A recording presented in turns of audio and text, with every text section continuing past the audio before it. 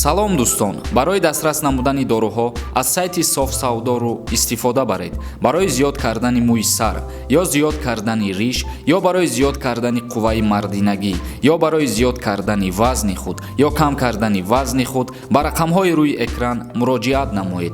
Агар дорӯи харидорӣ кардаи шумо фоида нарасонад, аз номи юристиҷа муроҷиат кун, возвратш мекунанд. Доставка ба ҳама шаҳрҳои Федератсияи Россия ва берун аз Россия дар муддати 2 рӯз карда мешавад. Фурсатро аз даст маде.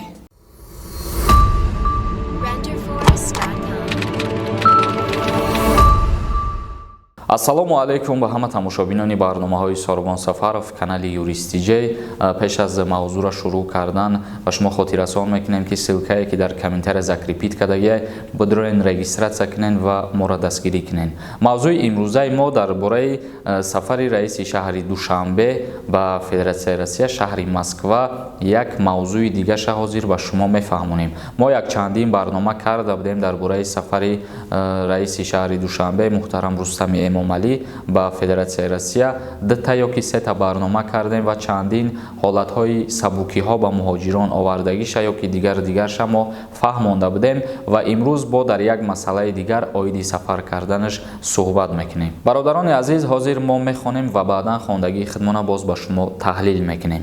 раиси маҷлиси миллии маҷлиси олии Тоҷикистон, раиси шаҳри Душанбе Рустами Эмомалӣ имрӯз бо муовини раиси ҳукумати Русия ҳамрасии комиссияи байниҳукуматии Тоҷикистон ва Русия оид ба ҳамкории иқтисодӣ Алексей мулоқот кард. дар ин мулоқот Рустами Эмомалӣ ёдовар шудааст ки асосҳои қарордодиву ҳуқуқии тарафайнро қариб 300 созишномаҳои байнидавлативу байнисоҳавӣ ташкил медиҳад ки иҷрои босифати онҳо беҳбудии ҷиддӣ тақозо мекунад.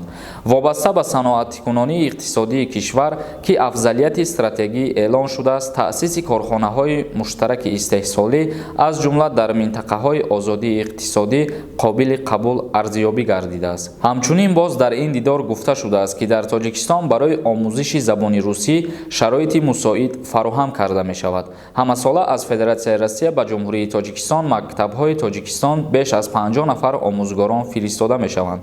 Рустами Эмомалӣ аз тезонидани суръати сохтмони 5 мактаб дар Тоҷикистон дар асоси созишномаи тарафайн изҳори назар кардааст. ҷонибҳо аз муҳимияти масоили марбут ба муҳоҷирати меҳнатӣ дар шароити беморӣ ёдовар шуданд ки зарурати барқарор намудани алоқаи мунтазами ҳавоии байни ду давлатро таъкид намуданд. яъне чӣ хеле ки мо гуфта будем, раиси шаҳри Душанбе муҳтарам Рустами Эмомалӣ дар сафари кории худаш ба Федератсияи Россия чандин созишномаҳоро низ ба имзо расониданд байни ду давлат ки зиёда аз 300 созишномаро дар бар мегирад ва дар гуфтушунидҳои худшон оиди рейсҳои мунтазам низ гуфтугӯ кардан ва суҳбат гузаронидан ва яке аз масъалаҳои муҳими дигар ки гуфтугӯ кардан раиси шаҳри Душанбе и дар бораи бо забони русӣ таъмин кардан дар мактабҳои ҷумҳурии Тоҷикистон буд ки ҳамасола аз ҷониби Федератсияи Россия барои сатҳу малакаи забондонии русии шаҳрвандои Тоҷикистона баланд кардан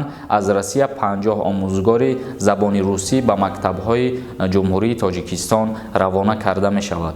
ва боз ногуфта намуна ки раиси шаҳри Душанбе қайд карданд ки барои зудтар ба анҷом расонидани 5 бинои нави дигар, яъне 5 мактаби дигар дар ҷумҳурии Тоҷикистон мақсад гуфтугӯ кардан ва 5 бинои наве ки боз ба анҷом мераса сохтмонаш аз ҷониби Федератсияи Россия барои баланд кардани сатҳ ва донистани забони русӣ омӯзгорон равона карда мешаванд. бародарони азиз, ибад каме суҳбат кардан дар бораи сафари кори раиси шаҳри Душанбе Рустами Эмомалӣ ва яке аз асосҳоша ба шумо гуфтем ки оиди зиёд кардан ва баланд кардани сатҳ ва донистани забони русӣ дар ҷумҳурии Тоҷикистон. тамошобинони азиз, акнун мегзарем ба қисми хондани комментарияҳо. Маҳмудов нависа: ассалому алайкум бародари азиз, каме дар бораи алимент супоридан мефаҳмондӣ. агар ки ман аз ҳамсарам ҷудо шуда бошам, мисол мегирем, ва ман шароит надошта бошам ки алимент пардохт кунам, аз назари қонун ҳамин чӣ хеле ҳамира як мефаҳмондӣ. агар ки чанд қарам супоридагӣ набошӣ, оё месупорӣ ё ин ки не. аз назари қонунгузории ҷумҳурии Тоҷикистон дар кодекси оила омадагие ки ҳар як падар уҳдадор аст ки ба фарзанди худаш алимент супорад то синни 18 солагира, яъне ки баъде ки зану шавҳар ҷудо мешаванд ва соҳиби фарзанд бошанд, агар алимент аз ҷониби падар бояд ба фарзанд ситонида шава ва ҳатмия. дар ҳолате ки агар падар шароит надошта боша, дар ин ҳолат қонунгузории ҷумҳурии Тоҷикистон яъне ки бо қарори суд аз ҳама алименти кама муқаррар мекунанд барои ситонидан. мисол мегирем 400-500 сомона муқаррар намекунанд, вале аз назари қонун аз ҳама алименти кам 150 сомона дар бар мегиранд ва супоридани ин алимент ҳатмия. агар дар ҳолате ки тӯли чандин солҳо ё ки чандин моҳҳо алимент супоридагӣ набоша падар ва агар занаш даъво кунад дар назди қонун, албатта ки анаму қадар муҳлате ки супоридагӣ нестай бояд ҳамурам ситонида шавад. муҳриддин нависай: ассалому алайкум бародари азиз, дар бораи рейсҳои мунтазам мефаҳмонди ягон хабари нав ҳаст ё ин ки не? ҳамира оддӣ карда бифаҳмон брат. дар бораи парвозҳои мунтазам байни Федератсияи Россия ва Ҷумҳурии Тоҷикистон мутаассифона ягон хабари нав нест, лекин то айни ҳол рейсҳои чартерӣ муқаррар шудагӣ ҳастанд ва парвозҳои худшона то ҳол идома додастанд. Somon 0220 нависай: салом алайкум бародар, аз ҷумҳурии Тоҷикистон агар ба Россия равбарай чанд сумаи билет ҳамира ку бифаҳмон. аз ҷумҳурии Тоҷикистон бо ширкати ҳавопаймоии Уральский авиалиния нархи чипта 7000 сомона дар бар мегирад, яъне ки ҳамин ширкат 7000 сомон муқаррар кардагия барои харидорӣ кардани чипта ва барои парвоз карда ба Россия рафтан. Салмон нависай: салом алайкум бародар, мо иқадар ждат кардем дар бораи аблава ягон видео накардӣ, ҳами буд шидагӣ ҳаста ё ин ки не? ҳамира як бифаҳмон ё ки ягон видеои алоҳида ки чандин бародаро ин чиза интизоранд.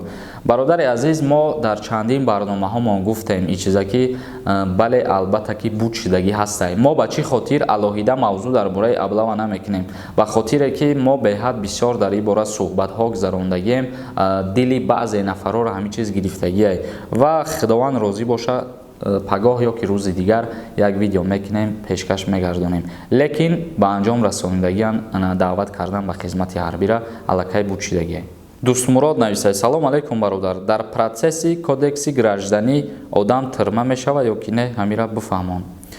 дар процесси мақсад ҳамин кодекси гражданиро худша агар аз назар бигирем ва бифаҳмонем, дар кодекси граждании ҷумҳурии Тоҷикистон дар бораи баҳсҳои судӣ омадагия, мисол дар ин кодекс бештар ҷаримаҳо ба назар гирифта мешавад.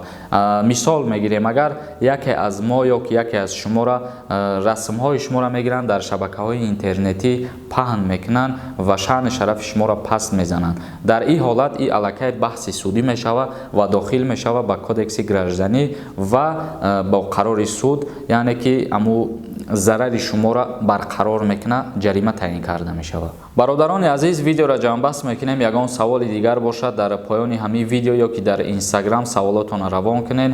дар канали Юрист TJ обуна шидана фаромӯш намекунем. худованд ҳамаи мо шуморо нигаҳбон бошад.